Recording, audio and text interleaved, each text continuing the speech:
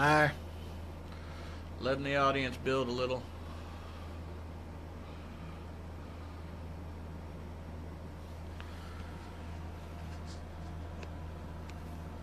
The the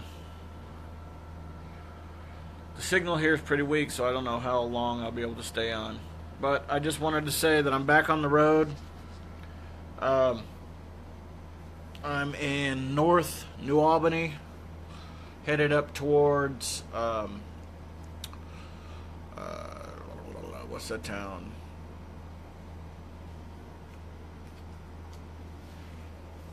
Well, I'm headed northwest. I'm gonna be in. Man, I'd suck today. Let me see if I can't find my tablet, and that will help me explain everything. Sorry, the lighting in here sucks. It's raining like crazy. I'm glad it waited until after I got to the hotel to start raining. Let's see if the tablet will turn on. Turn on tablet. There we go. Alright, so I hate the shampoo that they provide here because it makes my hair light and fluffy, and it looks like some weird, like, toupee sitting on the top of my head. So, please forgive the horrible hair. But anyway, back on the road, still in Mississippi. Hi, Kristen, love you. Yeah, Hickory Flat. That's the next town I'm walking to.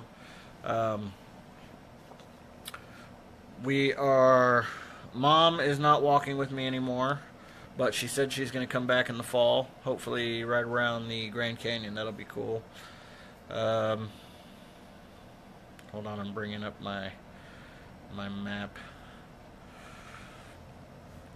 Molly, unfortunately, is no longer with me. She's fine, she's happy, but she's, hold on, my hat. I'm having a bad hair moment. Let me put my hat on so it stops tickling me in the eye.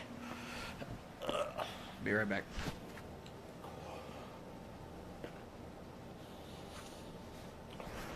There we go. I know. Anyway, yeah, so Molly went home. We did not bring her with me to bring her with us to drop me off here. Like I said, I am in North New Albany, and I'm going to be walking to Hickory Flats tomorrow, I believe. And then after that, I think the town, let me zoom out here. After Hickory Flats is Holly Springs. Yep, Holly Springs. And eventually I'll continue on 22 at 78, 22. So if you guys see me, wave, say hi, honk, whatever. Eventually I'll make it to Memphis. But I'm not going to come up through South Memphis because I've been warned against that area. So I'm not sure. I think once I get to, what's the name of this, Olive Branch, then I'll head due north for probably a day or two. Apparently Memphis has the largest urban park, and it's really nice there, and it's a fairly upscale neighborhood. So a good friend of mine, Alice, lives there. Alice Hilgart, one of my best friend's little sisters. And her and her boyfriend, I think, are going to put me up for a night there. And then, of course, this is going to take days. This isn't going to be like today or tomorrow. I think it's going to take me about 6-7 days to get up there. Then I'll cross the Mississippi, and I'll be in Arkansas. And then, basically, once I get to, let's see, once I get to Oklahoma City, this is the newest plan. Whether or not it's going to be followed or not, that's your guess is as good as mine. It just depends on how well everything works out. But once I get to Oklahoma City is where Route 40 goes through, or is it I-40? Looks like I-40, which is old Route 66. Basically, I'll be on Route 66 for the rest of my walk, or the majority of it.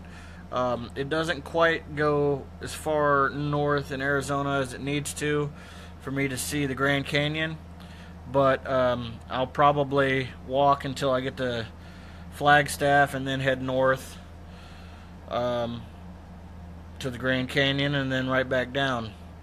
Hi, William. Love you, buddy. William just texted me. But yeah, so Grand Canyon, then on down through Southern California to Long Beach. That so far that's the plan. It's only 2,000 more miles or so, so walking distance. Hi, sister. How you doing? Or sissy? Yeah, I'm looking at the map here.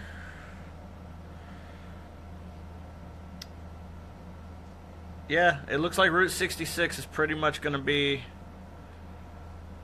most of the rest of my walk once I get to Oklahoma City. I plan on going to the site of the Oklahoma City bombing, get some footage there. I doubt they're going to let me fly the drone there. It is raining like crazy where I'm at. Here, I'll show you real quick. The hotel room I'm in, the doors were so small I had to take the wheels off the cart just to get it in the door.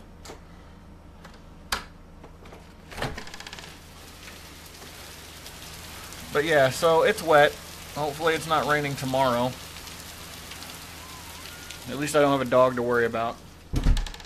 And my mother. She'd be more than welcome to be here with me, but you know how that goes.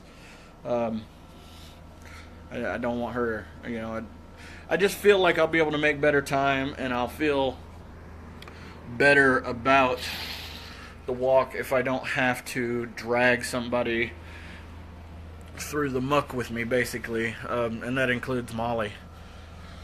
But there's a good chance that when fall comes back around and temperatures cool back down, I'll have, because Cody's going to come see me again probably, and if she doesn't, Mom will. Mom's going to come see me. She's going to walk with me again. Maybe I'll have her bring Molly again. Maybe she'll finish out the walk. I don't know. It just depends on the weather. If I walk too deep into the winter, then I don't want her to come with me because it'll be too cold for her. I can handle the cold, I can handle the heat, I can handle the rain, but that's my choice. And for me to drag, Colonel, that's great, man, but I don't think my cart can. I don't think there's room in my cart for you. I'm not real sure about when I'll be to Oklahoma City. Fred, let me look real quick. Maybe I can give you a quick estimate. Let's see.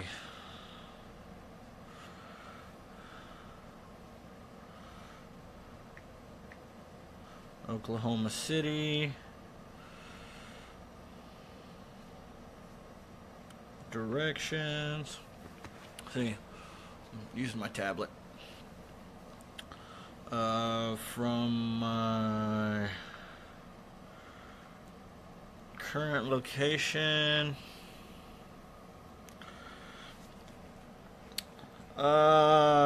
This says 540 miles. So basically you just knock the zero off of it if I'm able to maintain 10 miles a day. So 54 days. Maybe. I'll round it up. We'll say 60 days. We'll say 2 months until I'm sitting in Oklahoma City. So that's pretty cool. Thanks for all the thumbs up, guys. That's great. That really makes me feel good. The other day, Eli went live, and he was able to invite me to go live with him. He said he has an Android phone, and that he hasn't got any kind of subscriber situation or any kind of weird, fancy anything. But for some reason, my phone will not. Oh, cool, Fred. That'll be awesome, man. I'll look forward to that.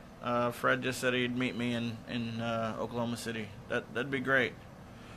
But I haven't been able to get the update to where I'm able to invite anybody.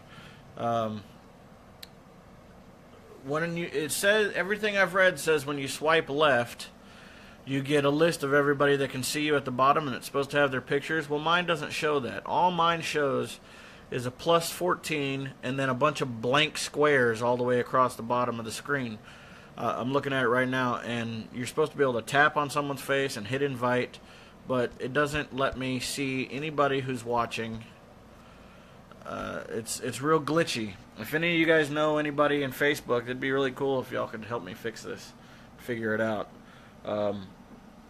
Not that there's somebody in particular I want to invite to go live, but I just thought that'd be something cool. You know, I could bring people on and interview them. I could bring people on that have hosted me and interview them. You know, let people see their face, let them know, you know, hey, this person like cares and helps me out and has helped me out and still watches. You know, there's a lot of you guys that have watched me from the very beginning, and that's awesome. I'm in the Budget Inn in northern New Albany, Mississippi, New Albany, however you say it, Nobany.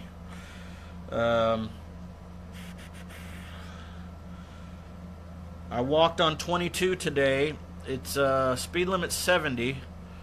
I can't find anything in the laws about walking on interstates with speed limits that high, and the chances of me actually getting people to pull over and talk to and donate and stuff like that are pretty low, but I'm not worried about the money aspect of it. All the other roads around here, the other roads that parallel 22, they're 2-lane roads, and they have no shoulder, and they have rumble strips on the sides. So there's literally nowhere for me to walk unless I'm walking in the lane, and I don't care at this point if it's legal or not. I would much rather walk against traffic on the interstate at 70 miles per hour with an 8-foot wide shoulder than walk with no shoulder in a 30-mile-an-hour zone where there's blind curves and a rumble strip all day long. Hi, Donna. How you doing? Love you. And that's Donna McNick. She's my aunt. So I'm gonna walk on the main roads. If highway trooper or police or anybody come and tell me I can't, then at that point I'll kind of deal with it however I can. But in all honesty, that's the situation. Is that I would rather walk with where there's a nice wide shoulder and I can see people coming. I would rather walk with them coming at me at 70 or 80 miles per hour than walking on a slower speed road with no shoulder. Yeah, that's what I understand, Karen, is that I'm not supposed to be doing it. But I walked on it for 5 miles today and nobody said anything to me. And 2 cop cars did pass me. So maybe they just know what I'm doing and they understand that it's the safest place for me to walk, but I'm going to do it as long as I can. And I mean, I really have no choice. It's the safest route. I'm really pretty sick of dodging cars on these tiny little roads. It takes me longer to walk the same distance. It takes I'm just nervous and scared the whole time. So I'm not gonna do it anymore. Not until they yell at me and tell me to get off or get arrested. So that's just how it's gonna be from now on. This whole experience, it felt great making 1,000 miles. It felt so good. Hey, hi from Murphy, or hi to Murphy, North Carolina. How you doing, Bridget? It felt great making the 1,000 miles. The barbecue was great. Being with the family was undescribably awesome. I got to see my sister, my brother, my wife and kids. And I understand that this whole mission is bigger than me. It's been bigger than me from the beginning. And every person that likes the page, every person that starts to watch me, it becomes a bigger thing to the point to where, what kind of role model would I end up being if I quit? A third of the way. What kind of role model would I be if I gave up on the mission that I swore was more important to me than my own life and safety? So I'm not quitting. I'm not quitting. I'm not slowing down. Um, what I am, but I am telling you that it's so hard. It's so much harder than I thought it would be. It's so difficult. The walking isn't even the hardest part. The walking is the easiest part. It's just the constant fear, or not even fear, but dread of vehicles flying by. You know, every day there's what I consider a close call where a car comes over the rumble strip towards me, or somebody's not even on their, somebody's on their phone and zooms by me so close that if they'd hit me, it would have broken something. It's just it's you hear about marathon runners that get to what they call the wall, where they just don't feel they can go any further. And I feel like I'm almost there, man. It's so tough. It's so hard. I don't, I don't know if I'll finish. I hope I finish. I want to keep going. I really do. I'm really excited about the Route 66 aspect of it. I checked online, and I downloaded this really cool app. It's like the ultimate Route 66 guide. It's got like all the sightseeing stuff on the guide. It's got all the hotels. It's got restaurants and mileage and places to check out and unknown, what are they called? Best kept secrets and stuff like that. So, I'm excited about what's to come, but I'm dreading, I'm dreading it too. It seems like, it doesn't seem so much like an impossible task as when I started, but it seems like a very difficult, daunting task. My body is suffering from it. I've lost weight. That's the positive aspect, but my hand is still in so much pain. Like just today, like it was just starting to feel better not walking. Spending those 10 days at my sister's. But like just after walking one day today, and I only walked 5 miles because it was a short day. We got a late start. Gripping that stroller all day long, it already hurts again. I'm not going to be able to do push-ups. My right knee has a click in it now that it didn't have before. It's wearing me down, and I really hope that I'm able to continue going, and I'm going to continue going until I either can't or I finish. I'm not going to quit out of any kind of psychological aspect. If I quit, it'll have to be physical. Physical or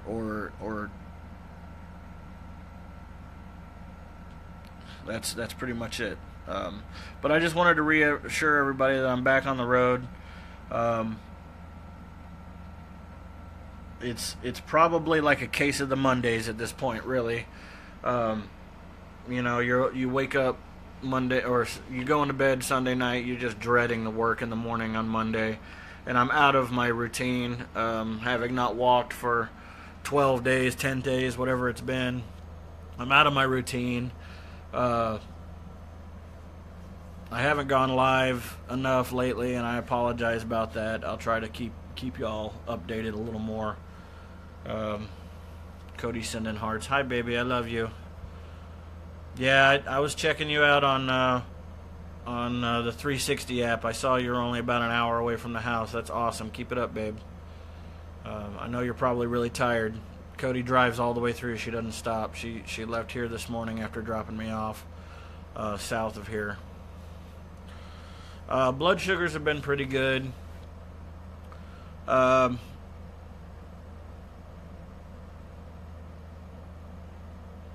Let's see, Elizabeth says, Joe, ask yourself, honestly, is the stress you're putting on yourself truly worth it? I know why you're doing this, but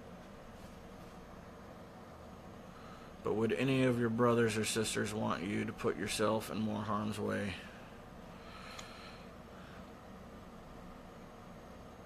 I'll have your back any way you choose. Well, I really appreciate that, Elizabeth. I really do. And then Linda said, if you make the decision to stop at any point, you do what you have to do for yourself and your family. Those boys need their father more than you need to do this. May God give you the direction you need and the strength to make the right decision for you and your family. Well, thank you. Thank you very much. It's I'm glad that you guys support me in that way. Here's the biggest issue about it. And I'm sure this is part of my PTSD, but I've always felt, even before military, I've always had not necessarily a negative image of myself, but a pessimistic image. I look back on pictures of when I was 17 and 18, and in the pictures, I'm this skinny little thing, but I've never felt skinny. Like, my whole life, I've always felt fat. I always thought I was unattractive and fat. You know, it's just a self-image issue I've always had. If I don't finish this walk, it's something that I will regret for the rest of my life.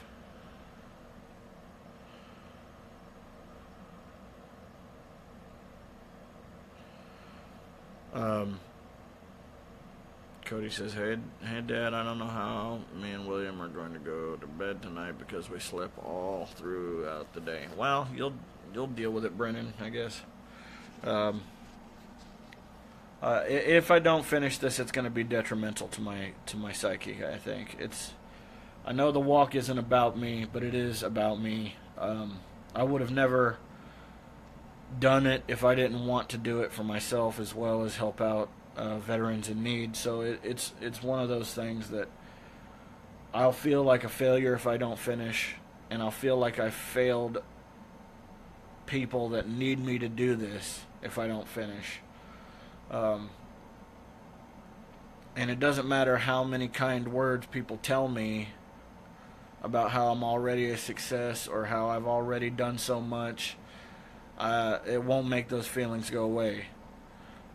So, you know, I just tell myself that every day. You know, I'm going to make it. I really do think I'm going to keep going and make it.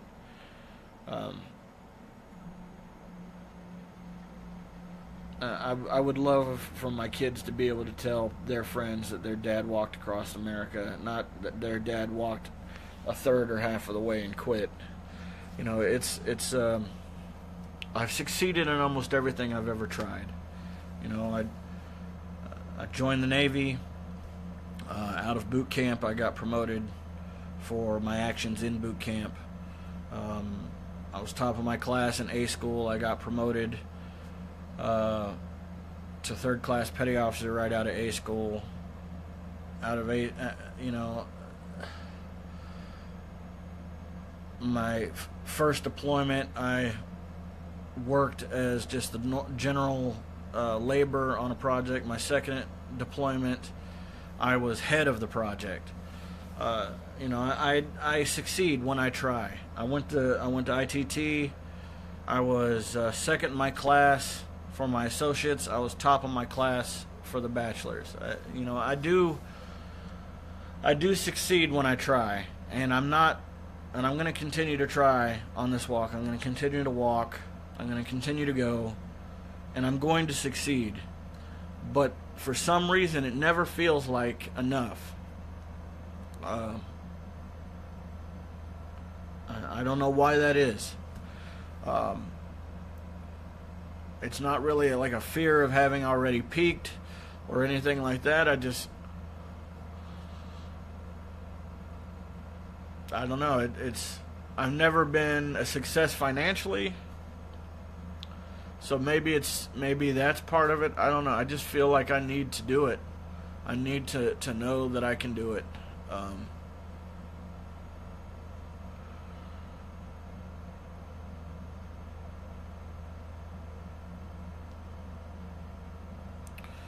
that's about it. I mean, that's about all how I feel about that. Linda says, "Why you have nothing to prove to anyone? You've already proven that you have done so much for the veteran." Well, I appreciate that, Linda.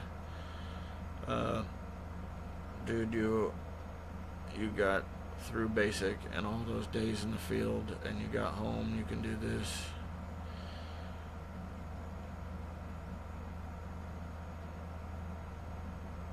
Yeah, Elizabeth's right. If I just put one foot in front of the other and keep doing that, I'll get there. It's just that I love you too, Karen. I love you too, honey. I just really, it's just one of those things. It's just hit a little bit of a wall. I just got to keep pushing until I break through it. That's all it is. That, and over the last few days, I might have skipped my meds a few times when I shouldn't have, so my serotonin levels may be a little low. But I'm ready to keep pushing. I'm ready to knock down this wall and get through to the next one.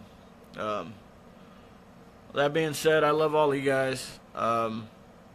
Please keep in mind this is for the veterans. Please call your veteran friends or your family and make sure they're okay.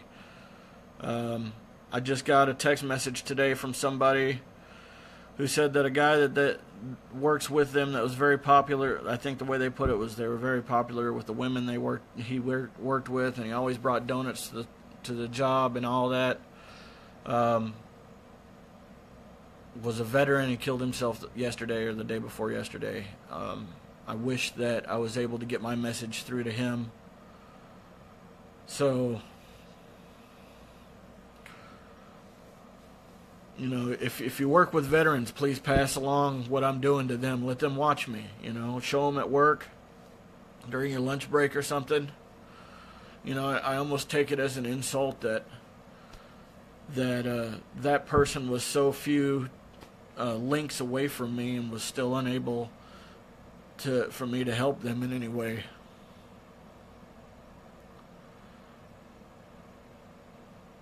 I keep hearing about all these stories and I can't help them.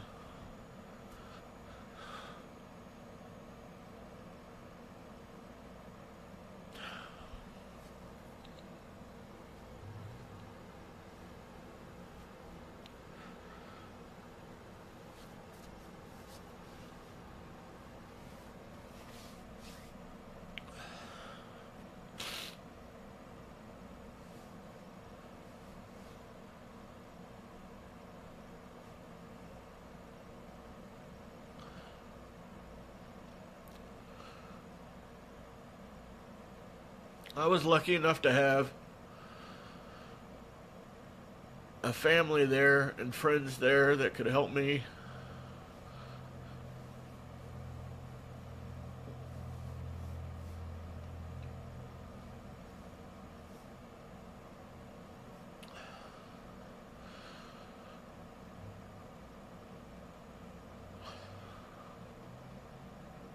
And I just want to pay that forward.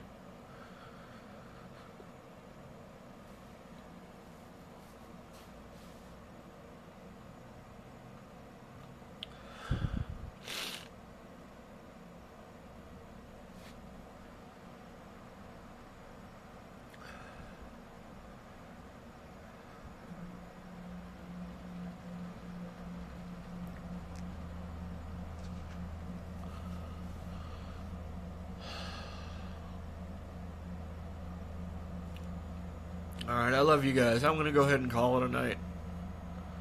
I got to get up at 5 and start walking. Deuces.